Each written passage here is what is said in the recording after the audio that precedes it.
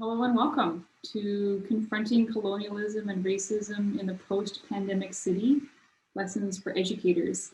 I'm really sorry that we can't all be together in person at Green College, in that lovely site, but I'm really happy that we're able to be here together virtually today to discuss this theme with our keynote speaker today, Kamala Todd. I'd like to begin tonight by giving a land acknowledgement.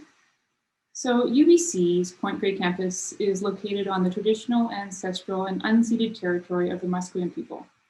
The land it is situated on has always been a place of learning for the Musqueam people, who for millennia have passed on their culture, history, and traditions from one generation to the next on this site. But of course, we're not all here together on UBC today. I certainly am not. I am elsewhere in Vancouver on the traditional, ancestral, and unceded territories of the Musqueam, Tsleil-Waututh, and Squamish people. And I invite you to acknowledge and reflect on the land from which you're joining us tonight, whether it be close by or far away. So I'll give you a little bit of information on logistics this evening. We're going to start by screening three short pre-recorded talks that my co-hosts and I have put together. And then I will introduce our keynote speaker, Kamala, who will talk to us for about 45 minutes, and then we'll have a chance for discussion. Before I screen the talks, I want to give my co-hosts a chance to introduce themselves. So first, my name is Lorien Nesbitt. I am an assistant professor of urban forestry at UBC's Faculty of Forestry. And I am joined by two other of the Green College leading scholars, Alexandra, Flynn, and Trevor Campbell. Alex, can you introduce yourself, please? Hi there. I'm very happy to see your faces, even if your videos are off. I can imagine them. I am an assistant professor at the School of Law at UBC. Hi, folks. It is likewise good to see you all here. I'm Trevor Campbell. I'm an assistant prof in the statistics department here at UBC. Great, thanks very much. And I'll introduce Kamala more fully once we've seen our little videos. So we put together these short talks just around the theme of confronting colonialism and racism in current and the post-pandemic city. And I hope you enjoy our brief thoughts before we get into the main content of our presentation today. So I'm going to figure out how to share this properly, hopefully.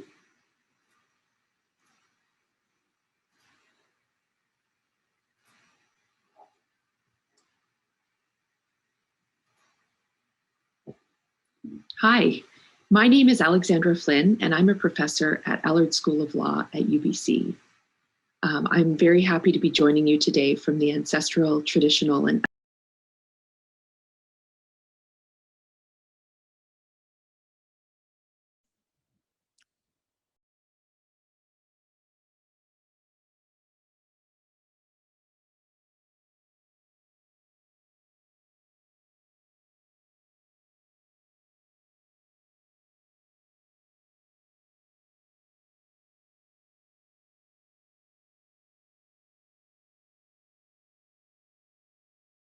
Okay, good. I didn't want to speak, but it seems like we've lost audio. Lorien, give it another shot. Did it work at first and then go away, or was it never? It worked very briefly and then went away. Okay, I'll try again. That's very frustrating. So, let's see here.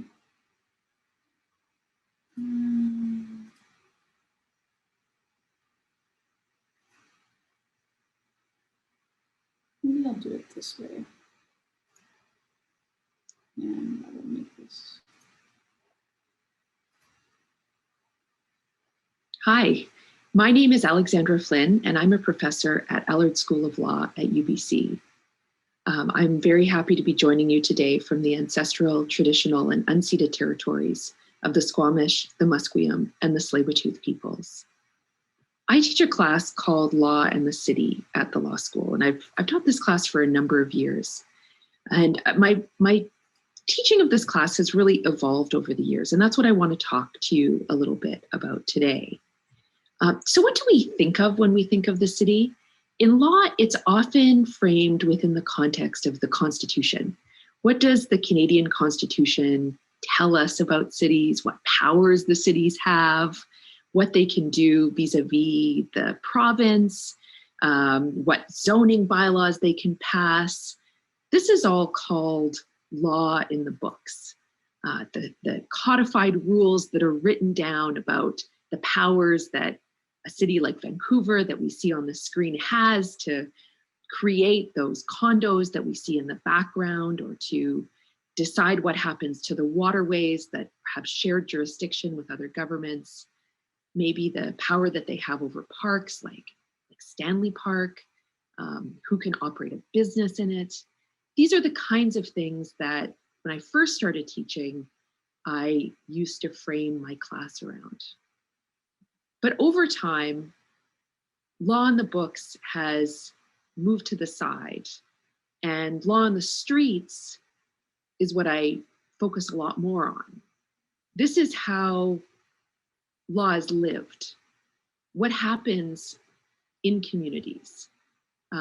Is the law a tool for positive change, or can it be, and is it a tool of oppression through the way that police frame their power, through how we treat nature, the rights that are given to trees and to parks? Who gets a say? How does participation happen? Who's able to actually run for office and succeed? Whose voices matter? All of these elements of law and the street, in my view, are just as relevant, just as important as the law in the books. And so I want to leave you in the very short time that I have with you with 4 thoughts that are really framing my teaching of law in the city. So first of all, I believe that a class has a story. And every time we gather together with our students, whether on Zoom or in person, that's a chapter of the story that we're telling. And so when I think about how those chapters are weighted, what makes it its way into the teaching that happens, I want to make sure that I'm balancing in a mindful and thoughtful way the law in the books with the law in the street, and that the law in the street never gets sidetracked or pushed away by the codified rules or the things that judges are saying. Because in my mind, that would be telling the story wrong. Number 2, learning is so fun. It's so fun. And I want my students to feel like there's curiosity that's garnered in learning, and that there are so many resources that are outside the ones that I'm choosing, but also then the traditional stories that are told about cities and about law. And that many stories have already been told about anti-Black racism, anti-Indigenous racism, anti-Asian racism, oppression overall, lack of careful and thoughtful ways to govern cities or create participation. And that we all, me included, have an obligation to learn about those. They're out there. Nobody has to spoon feed us that information. It's out there to be learned. And we, especially me as the teacher, but all of us, especially those of us who are white, we really have an obligation to learn. And it's fun to learn. So to kind of create and nurture that curiosity. Number 3, that as a teacher, I need to look beyond the usual material. This year, for the first time, I took to Twitter, reaching out to early career scholars to know what materials they've used. And in addition, looking to materials outside of the usual cases, the usual articles, to see other tools that can teach my students what They need to know about the way that cities are run and lived. And then finally, to make room for the knowledge that the students bring to the class. The students have knowledge, they have lived experience, they have other professions that they've done before they came to law school. They've collected information and learned wisdom. And I want my classes to be a safe space where that wisdom can be shared. So I hope you enjoy our sessions today, and I look forward to talking about them with you later. Thank you.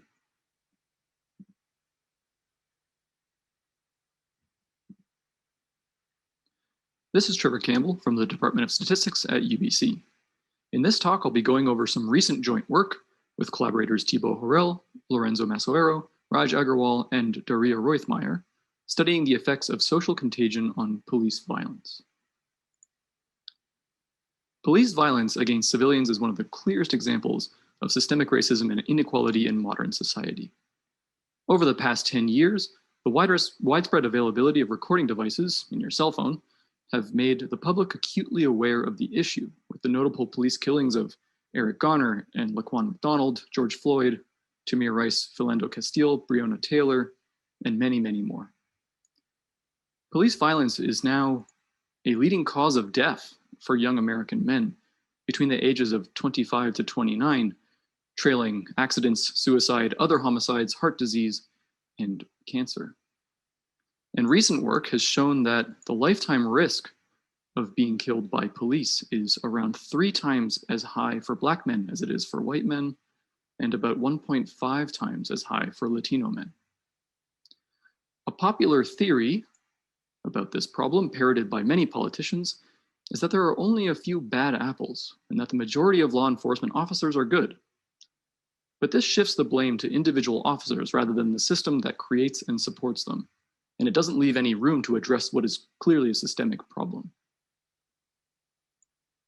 A more realistic theory by Michael Sierra Arevalo at UT Austin, supported by nearly 1,000 hours of officer interviews across 3 cities, is that police are socialized by their peers and trainers to see danger in every situation and to be preoccupied with violence and the demand for officer safety.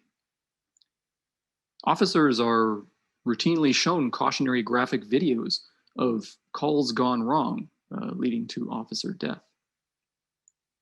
And not only that, they participate in training simulations where officers posing as civilians with guns murder their peers with no provocation. This provides evidence to suggest that officer violence is learned through social interaction. Similar to violence in criminal gang networks, where recent work has shown that over 60% of gun violence in Chicago between the years 2006 to 2014 can be attributed to social contagion. We believe that social contagion may be a large influence in determining violent behavior, specifically gun violence, in police officers. But how do we study that rigorously and scientifically? Well, the most important step is to build a social network of officers tagged by officer shootings over time. And in order to do that, we used Chicago as an example city, and we collected data from a wide range of sources, primarily Freedom of Information Act requests, but also department yearly reports, police organizational diagrams, district maps, old police directives, the Chicago Police website itself, historical records, and even contemporary news articles.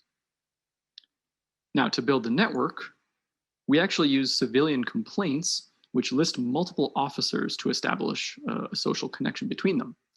So, for example, in the above complaint records shown here, we can see that 3 officers, Kathy, David, and Diana, are all listed on one complaint. So we draw an edge between these officers in the network, and of course the network then connects to other officers in the same mechanism. Now, to know which officers fired their weapons, we look at tactical response reports, which are shown here on the right. Here you can see that David is listed as having fired his weapon, and so we mark him as having shot. Now that we've built the network and have a list of shootings over time, we want to test for whether contagion was an influence in the generation of these shootings. So to test for whether there is contagion, let's think about what happens when there is no contagion. Let's look at 3 officers in this example network, specifically Bob, Alice, and John. Now, if Alice fires her weapon when there's no contagion and time passes, we wouldn't really expect Bob or John to have an increased likelihood of having shot their weapon. So in other words, not many shootings in the network will be connected. Now, if we shuffle the network, let's try doing that now, you'll see that there still aren't really many shootings connected. The number of connected shootings won't change too much. Now let's try a scenario where there is contagion. And once again, Alice shoots her weapon and time passes. And this time we see that actually Bob and John have been influenced and they have now shot too. It is likely that across the network there are many connected shootings.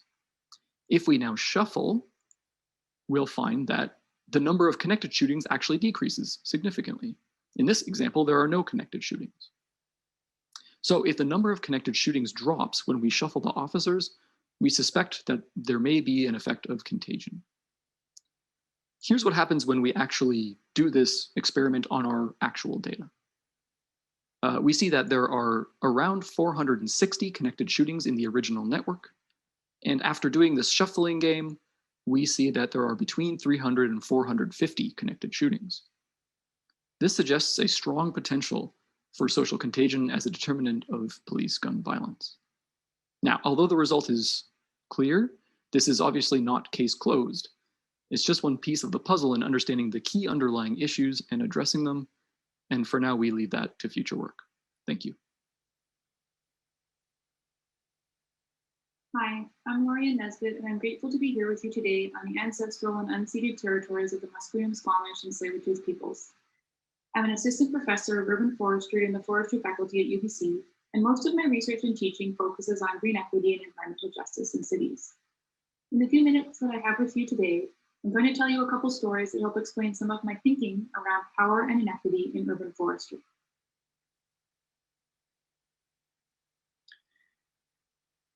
I think I finally really started to pay attention to urban forests when they were most absent from my life. Over 10 years ago now, I was living in Guayaquil, Ecuador, a hot and humid coastal city, and was enjoying life in a new culture and country. Guayaquil is a difficult place to grow urban trees with a highly built-up environment and building styles that include very useful first-floor overhangs to protect pedestrians from the sun and rain, so there isn't a lot of space for trees. I was living downtown on a street almost entirely devoid of trees, but within walking distance of the Malecon, a treed walkway along the water. And so I would visit this walkway almost daily, prioritizing the areas with the largest trees, the most shade, and opportunities for an experience of connection with nature. As I spent time with the trees on the Malecon, I realized how important they were to my well-being, and I noticed that other people were also prioritizing this space. People would come from all over the city with their families and friends to walk along the Malecon. The Malecon is run by an NGO under a public-private partnership, and behavior is highly policed, with guards that enforce social rules and exclude populations such as those experiencing homelessness. The entire Malecon area is bordered by high fences that are locked at night, and staff wash the paving stones of the walkway every day. The area is also highly commercialized, with various businesses selling food, clothes, and other forms of entertainment. This level of policing and social control might be annoying to some users and excludes many city residents, but it is also an area where many people feel safe from crime and where they can spend time in a beautiful environment, and so it has become a very popular recreation area. Guayaquil's Malecon is certainly not the only example of this kind of arrangement, but I mention it here because it was one of the first areas to get me thinking about urban green equity, and because it illustrates important themes that my colleagues and I are working to understand. As in Guayaquil, our research and projects by others in the field have demonstrated that urban nature is often inequitably distributed, with wealthier, more educated, and whiter populations usually having more access to trees and parks. So at a macro level, we know that there are issues of distribution that our cities need to address. And some cities are starting to do this via targeted tree planting programs, for example. But beyond distribution, we also need to think about governance and stewardship. Who has power to influence the planning and management of urban nature around a range of issues, from where and what species of street trees we plant, to the location of urban parks and the amenities within them, to how people experience urban green spaces and interact with them, and whether or not they experience safety with nature. The Malacan example illustrates how many populations are excluded from decision-making around urban nature and are unable to develop a stewardship relationship with nature in their city.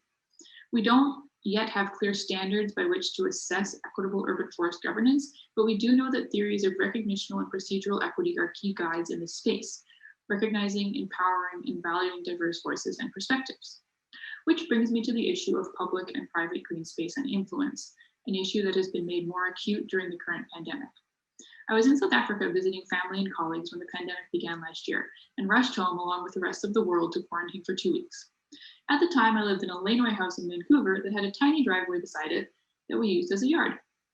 2 weeks is a long time to spend at home without leaving the house, and I was grateful for the little views of nature from my windows, and especially for the large cedar tree at the end of the driveway/yard. I was very fortunate to have this little outdoor space where I was permitted to spend time during quarantine and have some contact with nature. The inequitable distribution of private green spaces in our cities, and in particular in expensive cities such as Vancouver, has meant that the pandemic and associated restrictions have been felt and experienced differently across the population. We have not all lived through the same pandemic. And as we recover from COVID, I would like us to work on providing access to both public and private urban nature for everyone. It is entirely possible to provide access to a few trees, a space to garden, a welcoming park for everyone in the city. And doing so will make us healthier and more resilient the next time we are hit by another societal stressor. But in rethinking how we live and care for nature together, how we want to reshape our cities and public and private green spaces, we need to find ways to include many voices in this conversation and ensure that we are not causing harm when we are trying to improve well-being. We need to protect public good via our democratic institutions while hearing and valuing the diverse perspectives of local populations. I can't provide clear answers on how to do this in a 5-minute talk, and I don't have all the answers anyways. Maybe that's a good thing, since this needs to be a collective effort. In teaching my students about these issues and preparing them to tackle these challenges in their lives, I try to share space with other scholars and thinkers via readings and other learning materials that give students direct access to other thinkers' words and ideas, and help them to explore diverse worldviews and perspectives. And I try to help my students find their own voices as they interpret these materials in conversation with one another. In research, teaching, and practice, I start my environmental justice work with curiosity, accepting that many things can be simultaneously true, that I don't have all the answers, and that I need to work with others to improve our collective well-being and resilience for a more just society. Thanks.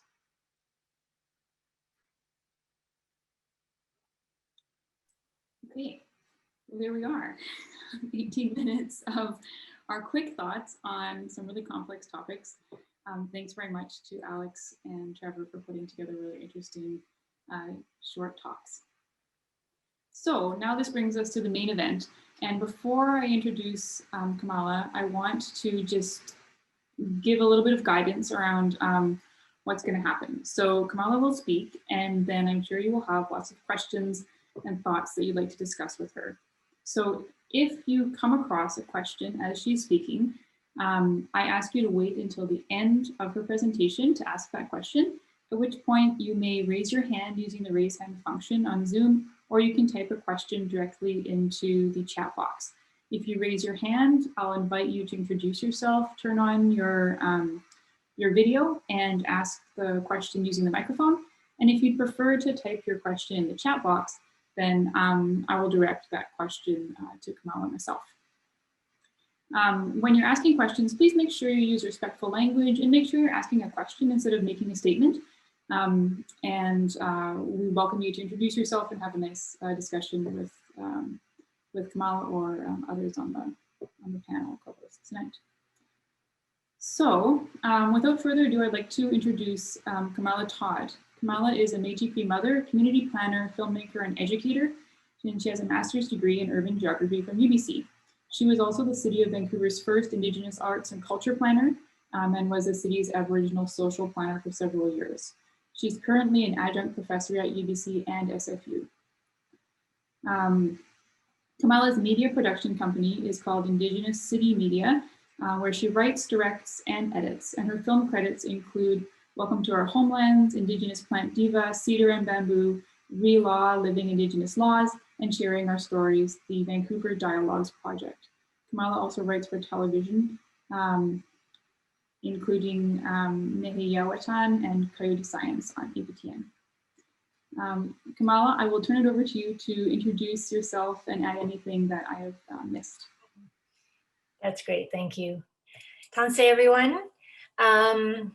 I just want to start by saying that even though this is always a bit of a strange setting, which we're increasingly used to, I do feel always like we're in a virtual circle together. In this moment in time and space, we are creating a circle together.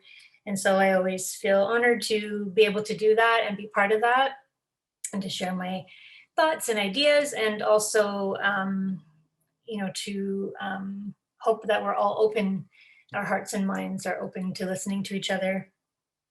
I'm going to probably do a pretty rushed discussion about some of the things that I think about that relate to this topic and these times. And certainly if people are interested in further conversation or collaboration about these issues, I'm very open. And I do have quite a few videos online about sort of related things that I talk about, but down different streams. And that's the thing, is I never necessarily know which stream I'm going to go down. I mean, I have the basic idea, but definitely hearing the 3 talks just now is getting some things in my mind. And definitely encourage you all to look into that Indigenous law work, the video work that I've worked on. I won't have time to share that today, but I really do feel like the area of Indigenous law is really important and growing, and is actually the hope for the future of these lands, in my opinion. So one of the things that I do in teaching in the last few courses I've taught around decolonizing the city, the concept of Indigenous city that I focus on, is to get the students to create a story of place. So it's basically reflecting on their relationship to place, how their own sense of identity or how they position themselves influences or kind of affects how they see the land, how they see themselves on the land, how they connect to the land. All of this goes within the recognition and the affirmation that the city is land, because I think that's often forgotten.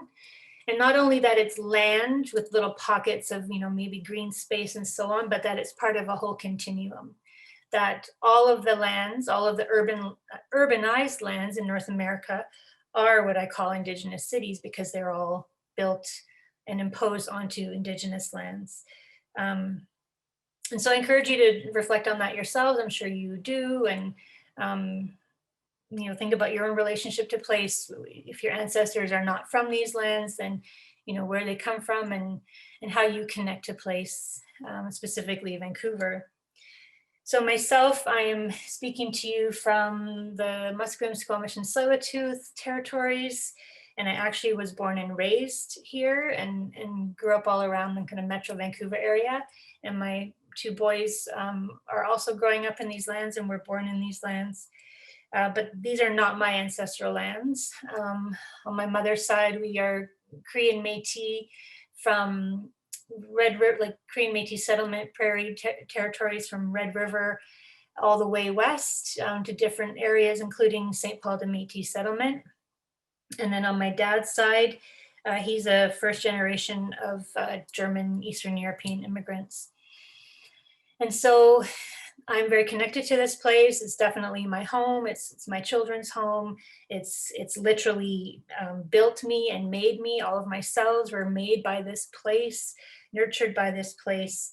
And certainly having my mother, who's very active and outspoken as now a filmmaker, but also when I was younger, was very politically active in the local and Native community.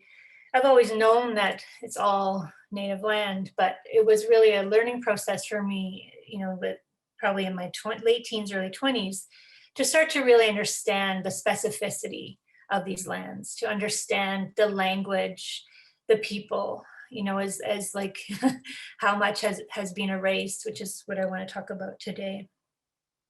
But to start us off, I really have been enjoying this quote from Jeanette Armstrong lately, the Okanagan writer and educator and just poet and cultural leader.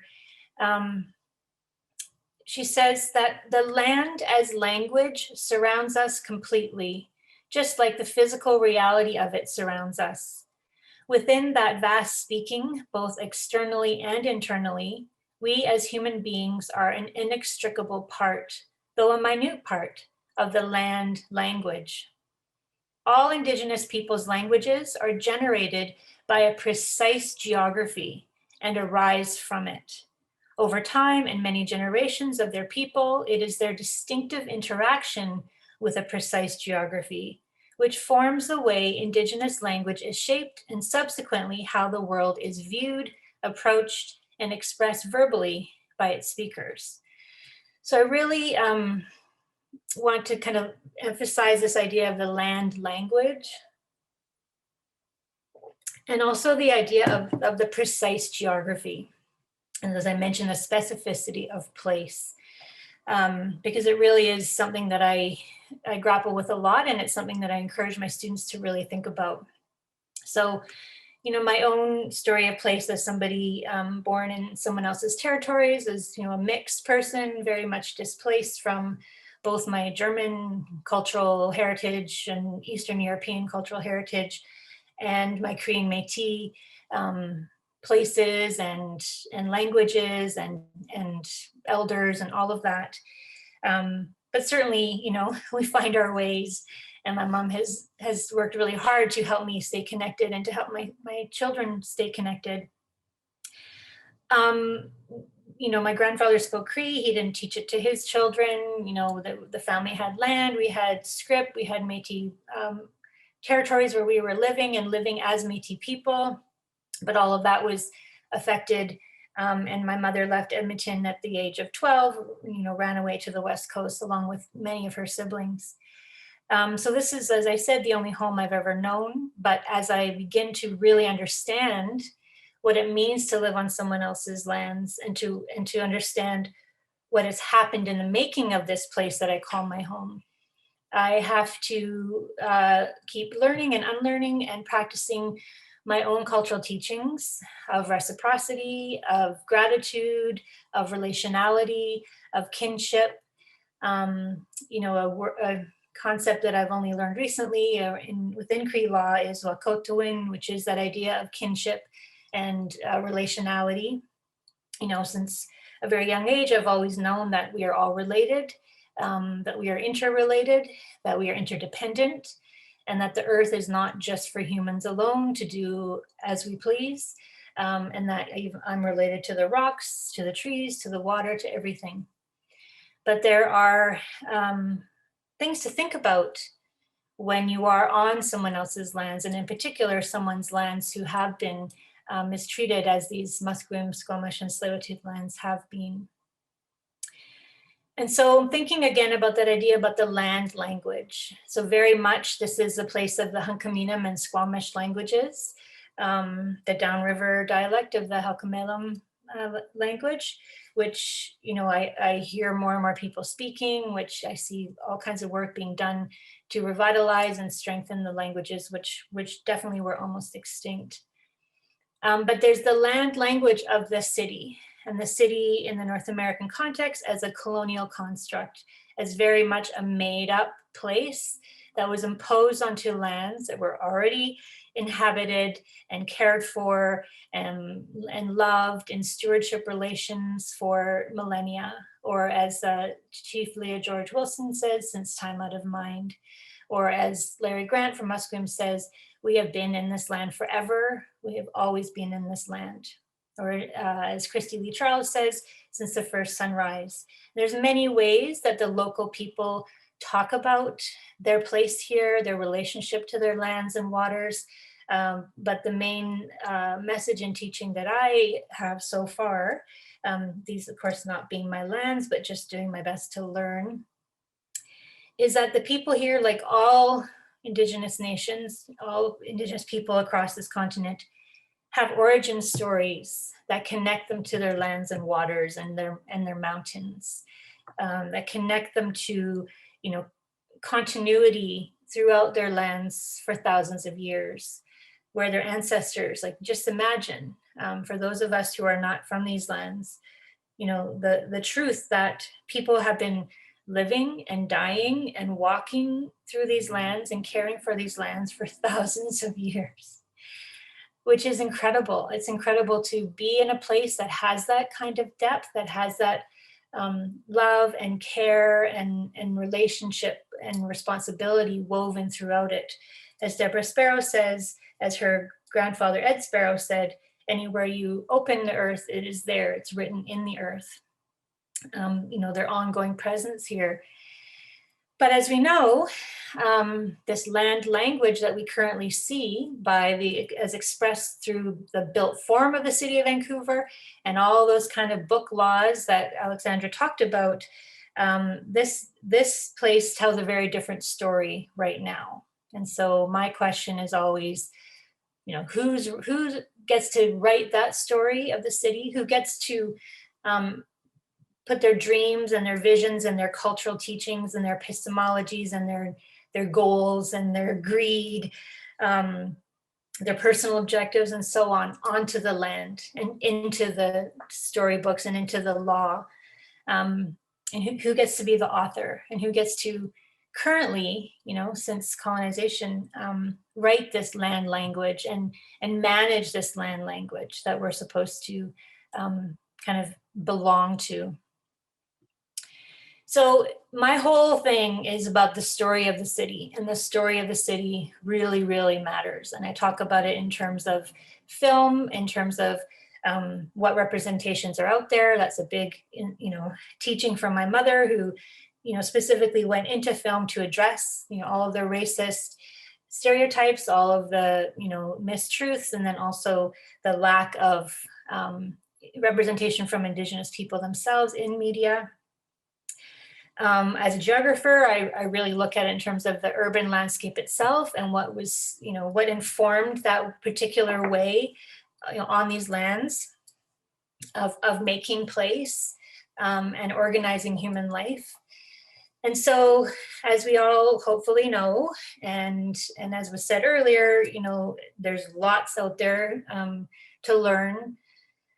The complexity and the ongoing realities of colonization across this continent. But let's just quickly say that, you know, Vancouver is an imagined place. It's a colonial construction that was imposed onto these lands. There's, you know, there's maps, there's a charter, there's boundaries, you know, all of those things.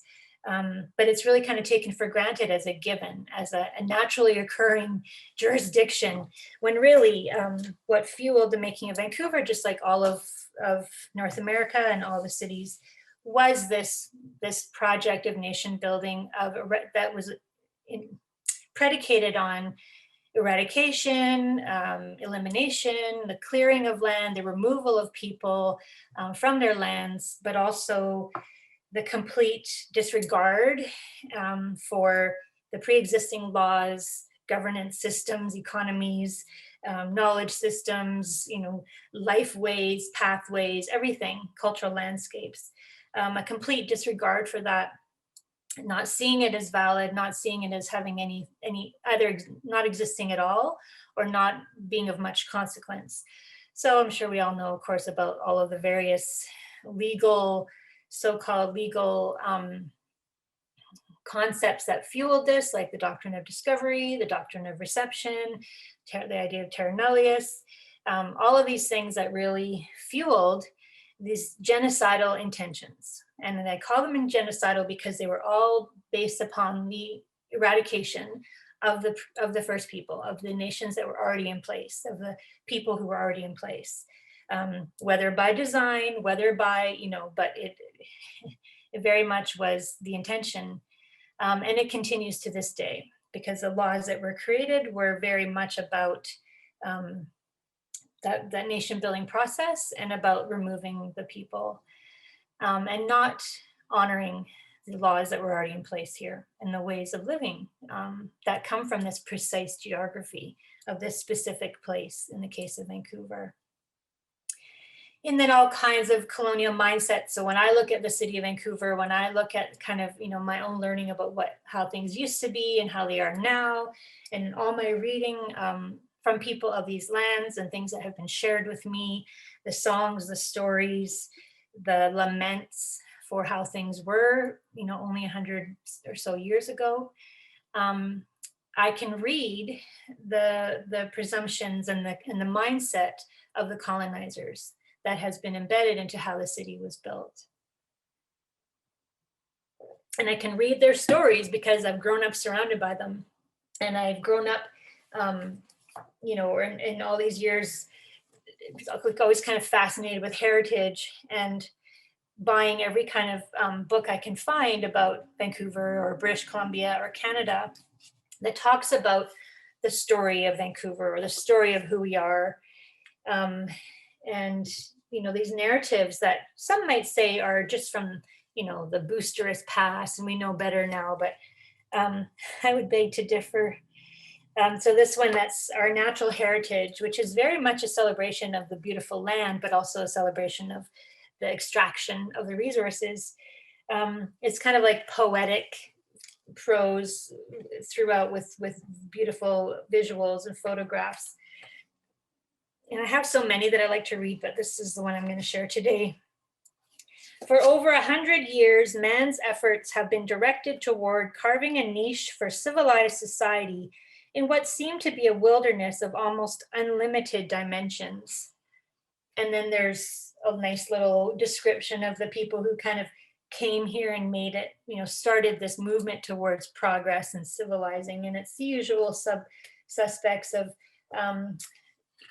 Captain James Cook and Captain George Vancouver, Simon Fraser, David Thompson, and so on.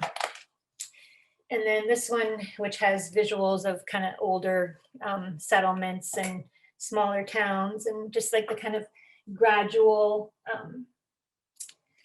encroachment onto the wilderness. Pioneers homesteaded the valleys while others sought wealth from the rivers and below the ground. And so as year followed year, groups banded together to form settlements.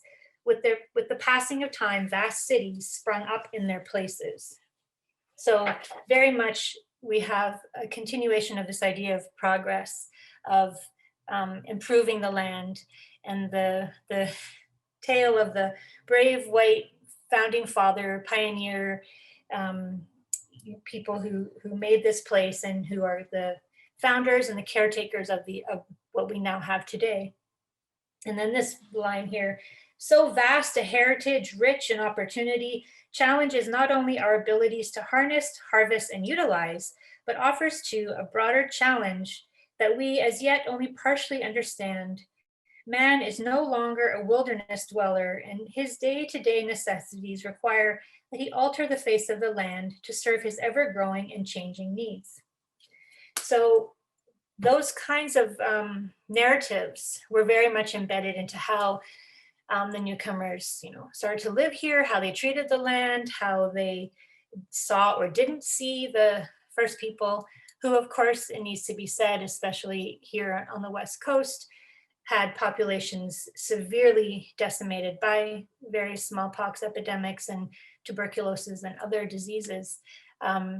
So, you know, as I hope to have time to quickly mention, when people talk about COVID and the pandemic as kind of this new impact, there have been apocalyptic, scary, dangerous challenges and impacts on these lands for 500 years throughout the continent in terms of all of these, you know, the violence and the attempts at eradication. So survival and resiliency is something that all Indigenous people across this continent have. And so, I mean, I have some visuals. Here, I'll just quickly show some because it's, you know, some people really like to historicize this and say that this is in the past. So, you know, that, as I talked about the idea of Vancouver, and this assumption and this presumption that the people could come and do as they please with the land. So again, that mindset of the land is here to do with as we please. It's there for you know, these great white pioneers to write their dreams onto. It's free for the taking. It's open for business, you know, just come and make your dreams. And of course, there's all kinds of, you know, differences in who had access to that and who could participate in that. But that general idea and assumption, you know, of course, treating the land as commodity, treating the land as private property, not valuing the complex system of creeks and ecosystems that were here that sustained an abundance of life for thousands of years. As the Tsleil-Waututh people say, you know, until basically the 1970s, they would always say, when the tide went out, the table was set. Such was the abundance of food that this place provided.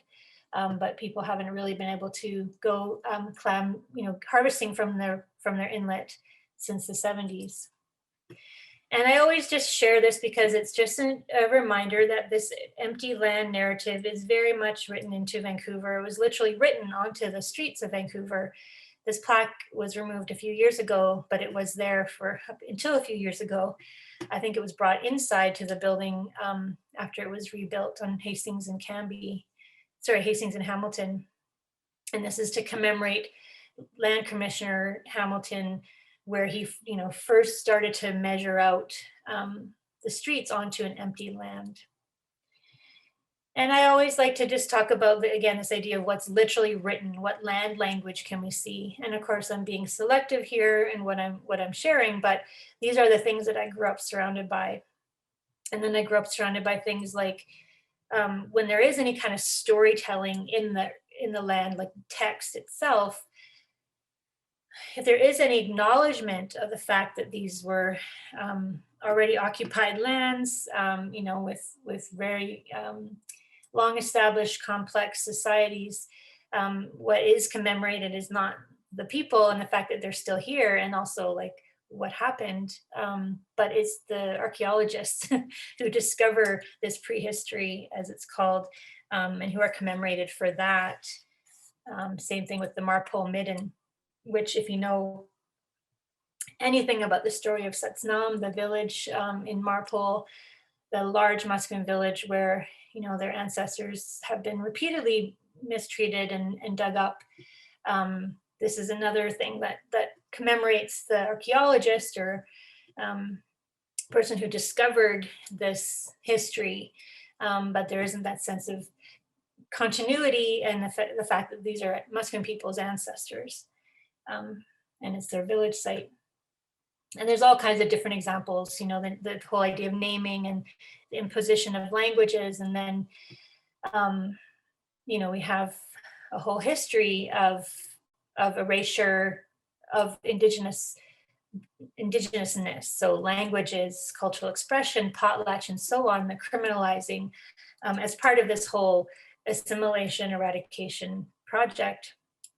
And so the resulting city and the resulting law and way of living and dominant narrative of Vancouver, which is the focus of my work and my personal place and relationship, very much tells a story that there wasn't much going on here. You know, there might have been a few people, but they were in the past. When I first started working at the City of Vancouver in 2000, you know, here I was trying to see, how is this story being told? How is Vancouver telling the story of the lands that it now occupies? So I clicked on the city's website and they had a section about Vancouver. I clicked on that. I looked and like, oh, they did have a link for First Nations. So I clicked on that. And then that took me to an external kind of generic website that they do websites for all kinds of cities. And their little sentence about First Nations in the Vancouver area was, the people who used to live in Vancouver were Haida. And this was in the year 2000, okay? So not only, you know, the city just didn't have any recognition of whose lands the city is on, but that whole idea that there's nobody here anymore, that they used to be here. Or the other thing that I encounter a lot, and, you know, at the time when I first started at the city, but even today, is that anything to do with First Nations, Native people, Indigenous people is treaty, is a federal thing. Well, that's a reserve thing. So why would a city deal with that when we don't, this is a city. So this sort of normalizing and embedding of the city as this non-native place, as completely separate from anything native that might be out in the wilderness or on reserve. And so that's how effectively Indigenous people were written out of the story of Vancouver, with all of that, the narratives of empty land, of making a great place, and that, these great white fathers were the founders and caretakers, and you go and look in City Hall at that wall of mayors, and that narrative still holds. And so what it also does, in addition to, harming land, harming people, harming ecosystems, it also reinforces and upholds the power and privilege and authorship of the dominant culture to continue to be the ones who get to decide what can and can't happen here, the ones who get to enforce the laws, to make the laws, to be decision makers. And in today's language, it's the placemakers, it's those who, that whole narrative of like, just rediscover your city and what are the, the hidden places of Vancouver, and go exploring your city. And very much the sense of detachment and kind of dominion over these lands, which still continues to erase the fact that these lands were stolen, mistreated, with a system of law that was imposed that was not reflective of the laws of this place and how people live in this place. And now today we're kind of just supposed to work within Vancouver as it is. So this is Vancouver. So when I was working at the city, and in the work I continue to do with the city, it's very much taken for granted that this is the city, and here's the charter, and here's what authorizes, like Alexandra was saying, like here's what gives us the power to shape these places, to make decisions, to tax people and to use that money and decide what can and can't happen. And so there still is this ongoing power and privilege that certain people have, and let's be honest, in most cases it's still white men who run the planning department, who are the most active as developers and so on, to be able to write themselves onto the land, to dream about how they want to see this land, so invent or be credited with this idea of Vancouverism, and he gets to kind of transform the way the city looks, the way we live here. And all the while with this assumption that he has the authority to do that, and that he's not accountable to anything deeper or pre-existing, that it's sort of like you can start from scratch, or you can start from 150 years ago up and kind of tweak things. And I remember being in the room with the urban designer at the time. The city has an urban designer, and he was like looking at the downtown east side and all these different plans that were going to be happening then, like the Carroll Street Greenway and all kinds of new things that were happening in the attempt to clean up the downtown east side. And he was like looking at these aerial maps and just like, and then we're going to do this, and then we're going to connect this place, and we're going to reclaim this place. And just this kind of, again, this idea of dominion, that he had that authority, and that there was nothing else to really think about. And yes, of course, in all of this, there are, the residents who are so often excluded and who also don't have a voice in these decisions. My focus is first and foremost on the rights and title holders, who still continue to be primarily excluded. Yes, there's relationships happening, and I'm happy to talk about my take on where those are at. But just like a couple of people sat around in a room and said, hey, do you think we should invite the world to here do an expo? And sat around in a room and said, hey, do you think we should invite the world and develop the land and have Winter Olympics? And then a bunch of people sat around in the room and said, hey, do you think we should do a plan for 30 years of what this place should look like? And on and on and on. I have so many lists of people sitting in a room and making this decision that they were going to take Vancouver down this certain path. And they were going to try to build their dreams, or to make things how they think it should go. maybe eventually the First Nations got involved. In the case of the Olympics, it's because they had to, because that became a requirement of the IOC. In the case of the Vancouver Plan, things were already in motion, and then the city went out to the nations. So there's still this assumption that people can continue to dream and make decisions for these Musqueam, Squamish, and Tsleil-Waututh lands. I see it a lot as well in the narratives of sustainability. So just like people are starting to, oh, we need to densify, we need to use the land in better ways, we need to address, all these different ongoing problems here. There's also this sort of like growing recognition of like, oh, maybe we shouldn't be treating the land like this. Maybe we shouldn't be making so much pollution and being wasteful. And the city is actually contributing to a lot of environmental problems. And but the narrative of this, and I've been observing it since it all started to develop at the city and in the general public as well, is still very much of kind of like a discovery of like a remaking of like, oh, let's rewild the city. Let's make it sustainable. Hey, let's make Vancouver the greenest city. And so and never in these conversations do people talk about, well, how did it get unsustainable in the first place? Where did all the wildness go?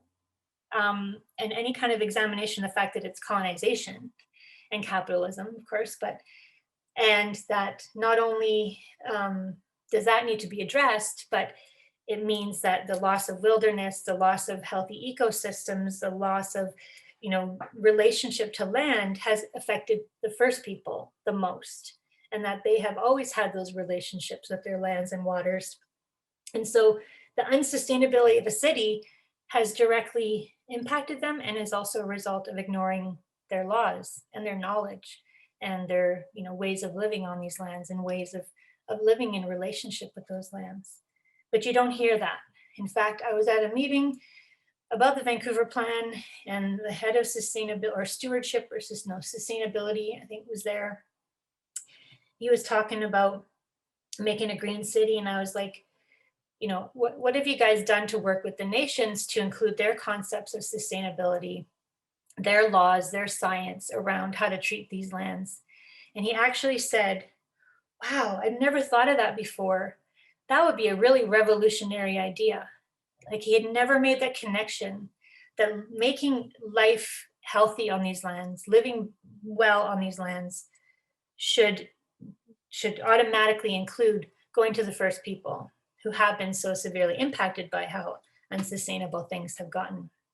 And that was just like maybe 2 years ago. In terms of the greenest city strategy, which, is the big thing that how Vancouver promotes itself, you look at the first few documents that were made of this visioning and dreaming and planning the strategy of how this was going to happen. And that first document from 2012, and I think the one right after it, and I do this all the time, I search through the documents to see how the first people are mentioned, how Indigenous people are mentioned. And there was not one mention of Indigenous, First Nations, Native, Aboriginal, Musqueam, Squamish, or Tsleil-Waututh. So here's an exercise in envisioning the future of these lands, and in particular, healthier, less, impactful future of these lands. And the first people were not even mentioned. Musqueam was mentioned because one person on the committee was a staff who happened to be from Musqueam, but there was nothing in the report itself. And I encounter this all the time, and it just reinforces how widespread the erasure has been, and the consequences of erasure, the very serious consequences of erasure. Serious in the sense of, the city continues to make money off of these lands. The nations have never received or enjoyed or shared in the wealth that has come from their lands and resources. The city continues to be, and that goes for all cities in Metro Vancouver in the case of the local Coast Salish nations. they continue to have this kind of unquestioned right and freedom and authority to just keep the steamroller going. Consequences in the sense of places like Sitznam, where you know, a permit was issued to build condos on a known heritage site, heritage as a national designation, but you know, whatever that cultural heritage, the significance is for Musqueam, but it's known that that's the site of the Marpole Midden, if you want to call it that, or the Great Fraser Midden. And sure enough, ancestors were disturbed, and Musqueam people had to go through that anguish of their ancestors being disturbed, but excuse me, also having to go and fight to protect their ancestors from being. So that erasure, you know, where a developer can just go and go, sure, here's a piece of land, I can build a condo tower here, without having the clear, beautiful, you know, visible sense that this is a Musqueam village, that all of these are Musqueam, Squamish, Tsleil-Waututh lands. So anywhere you dig, you're going to dig into their cultural heritage, you're going to dig into their history, you're digging into their lands. Everywhere you go, you're on their lands. And what does that mean? And how do you understand that relationship and those responsibilities? That's not encouraged in the ways that we live on these lands and the way that the city continues to make decisions, despite all of the city of reconciliation narratives and, you know, relationship building and that kind of thing, which are quite significant and which I've seen huge shifts over the 20 years since I've been working on and off with the city. But there's also consequences in the sense of, you know, who is seen as having a say, who is seen, whose stories are valued or who are included. You know, the current situation with the pandemic reinforces, you know, the limited resources that the nations have, as you know, as much as they do have a fair amount because of this beautiful land and because of their own, you know, ingenuity and entrepreneurial, you know, really strong ways that they support themselves. The reality is that because of all those colonial laws and restrictions and criminalizing people and making them stay on reserve, resources are limited, especially staff resources. And so here we have the Vancouver Plan, which is, you know, envisioning the city for the next 30 years. And in theory, it's supposed to be kind of co-designed with the nations, or at least in some kind of collaboration or relationship with the nations. And then other big projects like that as well. But now is a time for survival. Now is a time for hunkering down and protecting the community, which is what the First Nations of these lands have always done, and all across this continent, because that's part of the way, but also because there's been so many losses, and losing elders is huge. And so as another example of different concepts of community, different concepts of citizenship, seniors in our society are treated as, you know, people to be put aside amongst their own people, their own age. And if they die, well, they're old, so it didn't really matter. And I'm encountering this attitude towards seniors throughout this whole pandemic. And it's very disheartening because, like I said, losing an elder for Indigenous communities is a huge loss. And so communities are having to really protect themselves and really make sure that the virus doesn't come into their community, because people also live in such close-knit ways with extended family and in community. And so that means maybe people can't participate in as much in the Vancouver Plan, or they can't participate in as much in all these different things that the city decides, oh, we're gonna let you name this site, and we're gonna see if you want to be involved in this project, which have already been predetermined.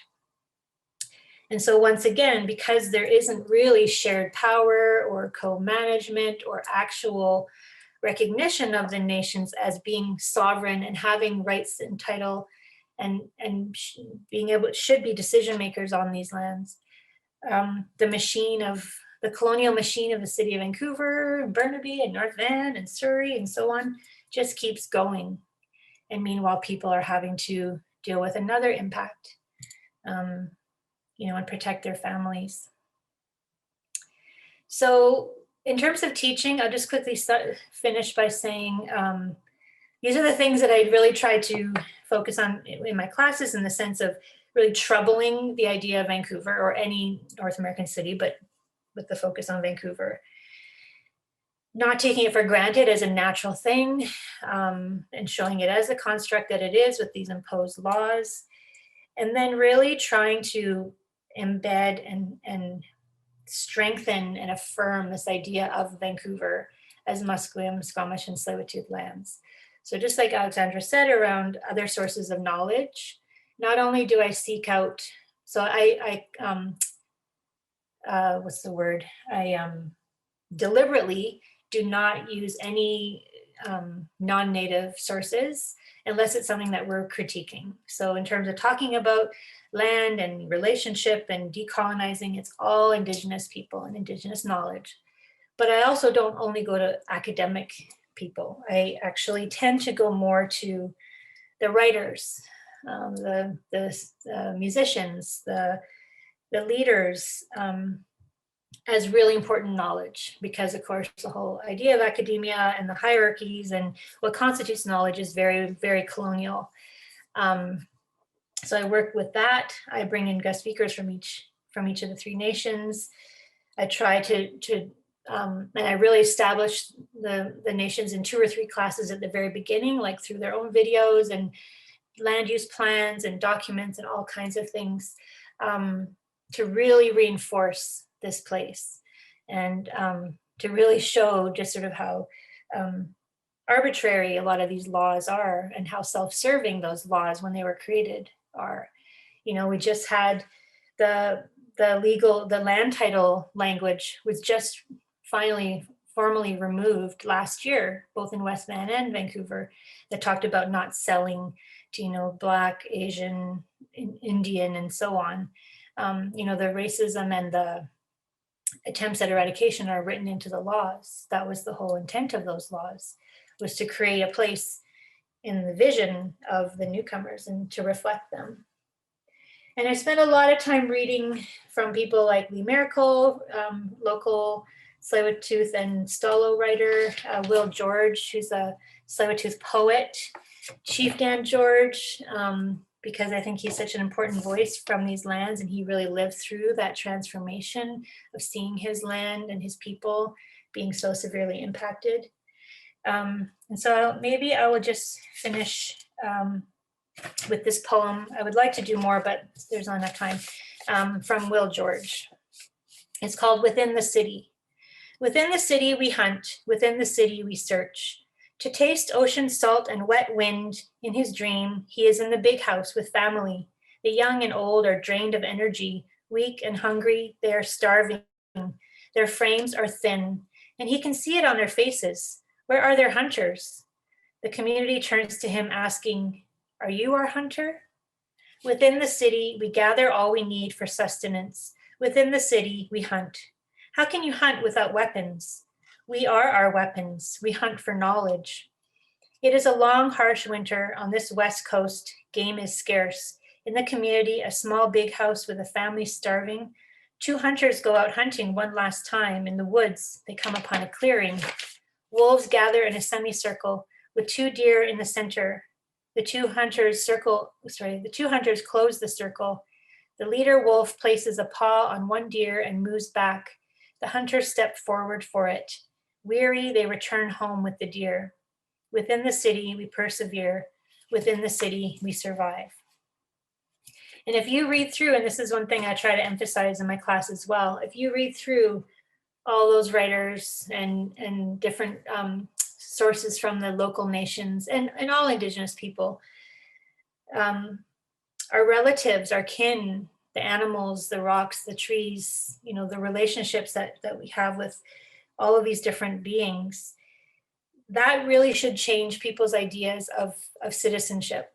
So if you're going to be a planner, if you're going to be a lawyer, if you're going to be somebody who gets to write policy or make decisions or teach about a place, then we need to expand our idea of who are citizens and who we're making decisions for and who should be included.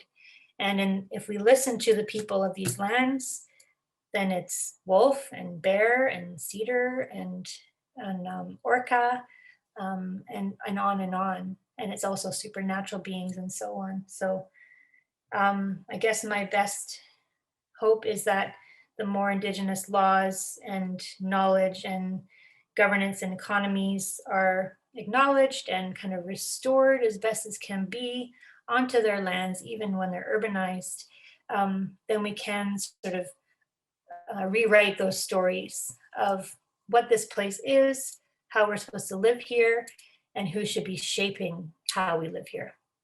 Thank you. Hi, hi. Thank you, Kamala. That was wonderful. I particularly appreciated your reflections and teachings on sustainability and the sustainability narrative in Vancouver. That was very insightful and really close to my heart. So thank you.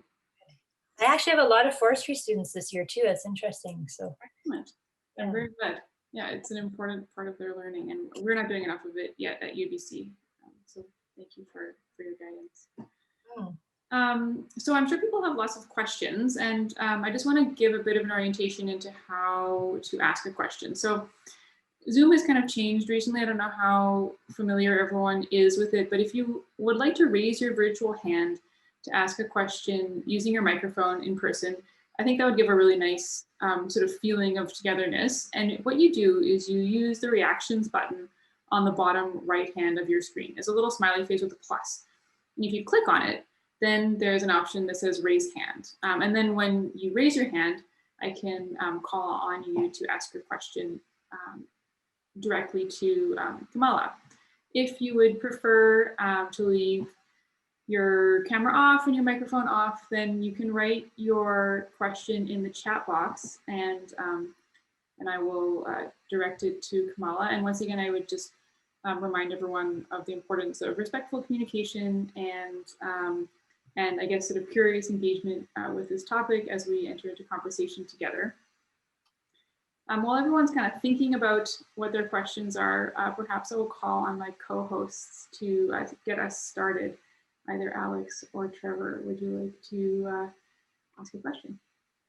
I can go, or Alex, if you want. You can. I've got a couple of questions. And Carolyn, I see you. So maybe Alex, you go first, and then Carolyn, I'll come to your question.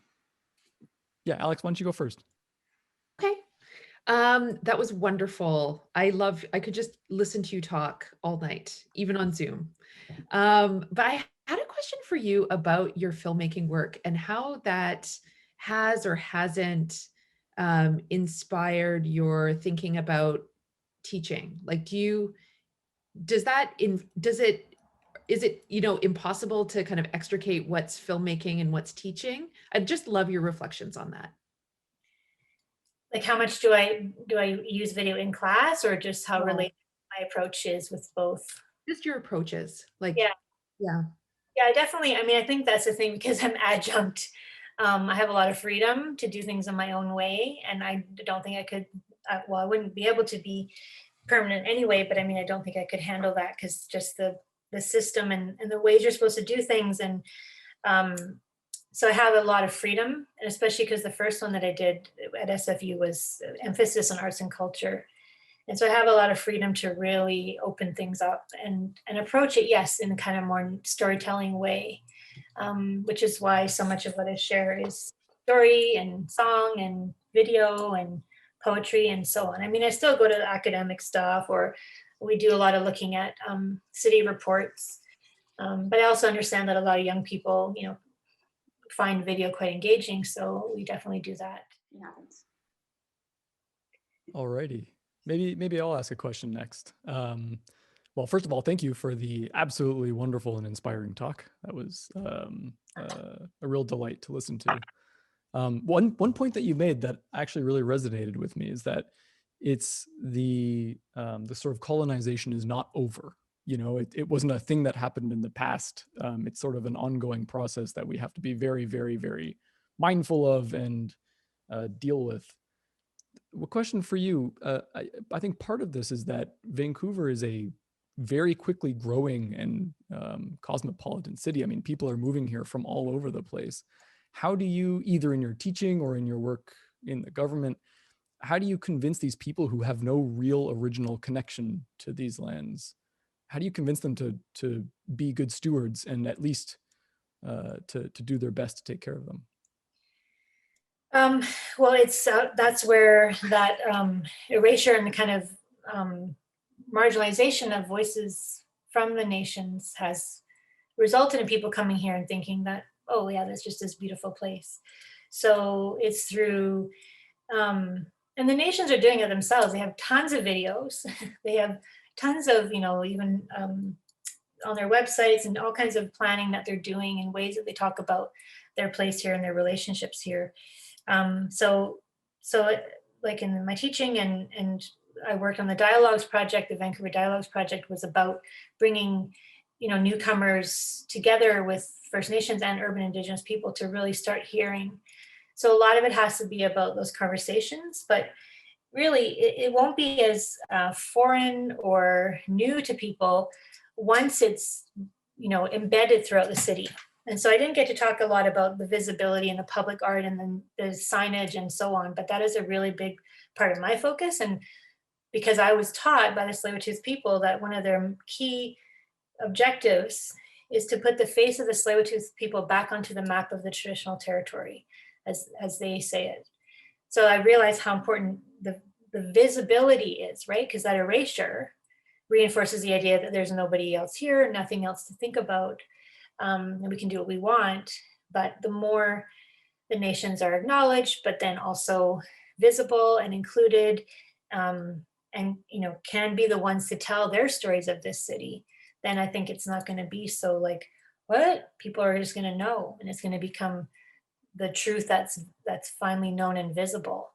And I don't have time, but there's things that I'm working on with the city, which will hopefully help to address that with cultural heritage and language and that kind of thing. So I'm hopeful. Discussion here. We're just beyond 6:30. I want to thank Green College for making this possible via the Leading Scholars Program. I'd like to thank Kamala, of course, for taking her evening with us today to share her stories and knowledge. And I'd like to thank everyone else who attended today, who shared their questions and their thoughts and their attention. This recording will be available on the Green Collars YouTube stream if you would like to revisit any of the discussions we've had here tonight. And we also will put a little link to a sort of hackathon we've put together that will provide some resources if you'd like to think about how we can make our cities more just places and have some creative thinking about that together. Thanks again for your attention and participation tonight. This was a great learning from me. Thank you. Thank you, everyone.